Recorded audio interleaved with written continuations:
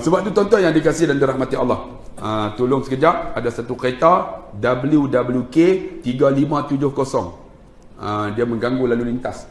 3570 WWK, tolong ubah sekejap, ada orang nak ikut. Kalau boleh tuan-tuan dengan tarik handbrake, biar tu handbrake tu, jadi senang kita tolak. Ada longkang tu tolak terus.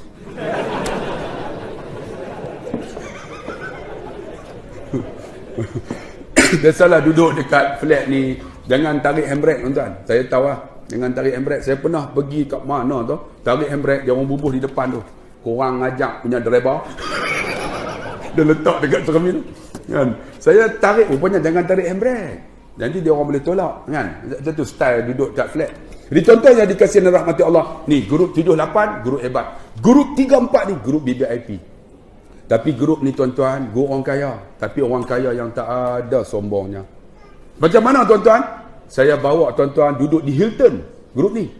Ada seorang pakcik tuan-tuan, dia ni bekas pencen polis. Polis bukan pencen biasa. Dia ada 2 paku ni, lepas tu ada paku besar di ujung ni. Orang panggil apa? 2 paku, lepas tu paku besar. Tak tahu? Alah, 2 paku. Kalau 2 paku tu, inspektor betul tak? Kalau paku-paku, sub-inspektor apa? ASP. Tu ASB tu saham Barisan Nasional. ASB. DSB. Deputy lah. Deputy kira hebat lah. Dulu pencen deputy. Tapi tak ada sombongnya. Dia ni tuan-tuan, sebelum dia DSP tu, dia ni sniper. Tahu tak sniper? Yang bunuh orang ni. Dalam Malaysia ni ada 11 orang lah. Dia ni di antara, okey, ada seorang ni nak kena bunuh. Dia pergi, pam, tembak terus lah. Dia mati lah. Kalau tak mati pun dia mati lah. Kira dia memang bunuh lah. Orang panggil sharp shooter lah. Memang penembak tepat. Dalam Malaysia ni ada 11 orang. Di antara pakcik ni lah, dia pencen lah. Tapi dia bagus tuan-tuan, dia ahli surau. Masyarakat bagus dia. Dia tak ada sombong. Sampai-sampai Madinah tuan-tuan, tak larat dia. Saya kata, pakcik, kita nak masuk Raudah. Tak larat ustaz. Saya kata, pakcik, pertama kali ke ada banyak kali? Inilah pertama kali umrah dengan ustaz. Dia kata, tak pernah lagi.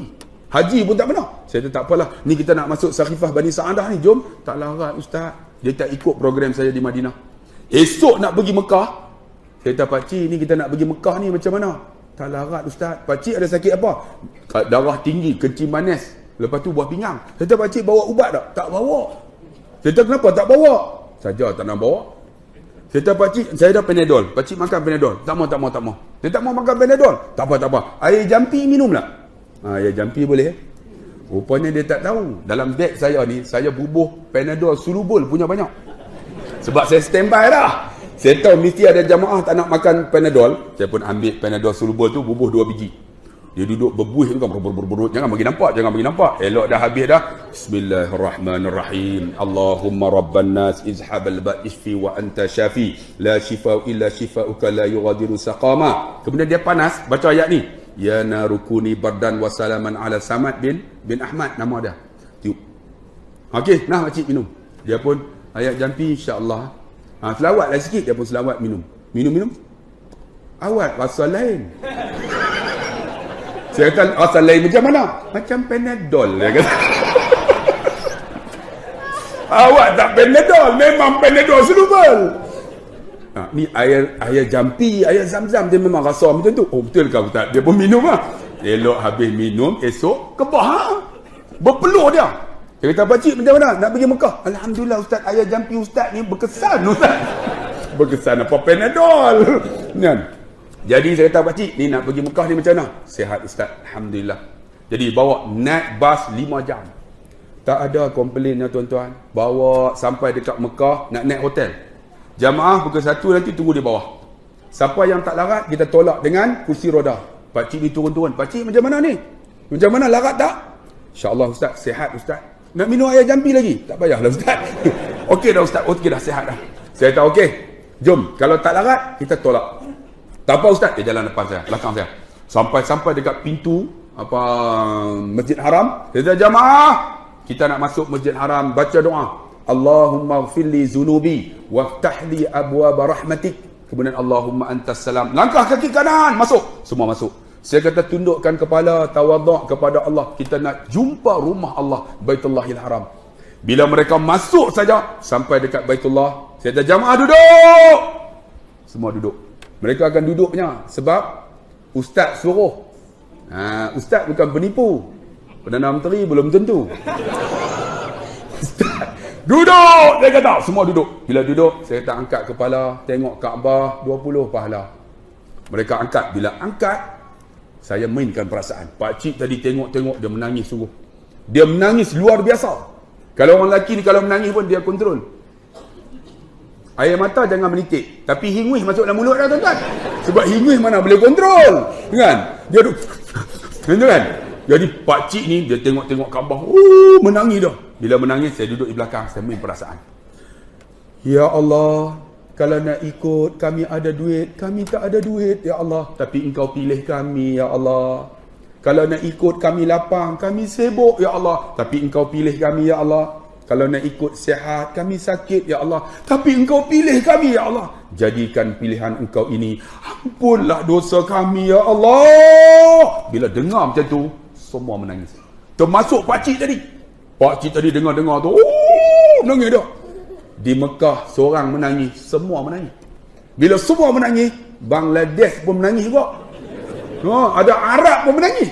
Ada seorang Arab dia tanya ada, ya akhi lima tabki, kenapa menangis? Anta arafta madza aqul? Hang faham tak apa aku cakap? Dia kata la ma'araf, aku tak faham. Tapi kenapa menangis?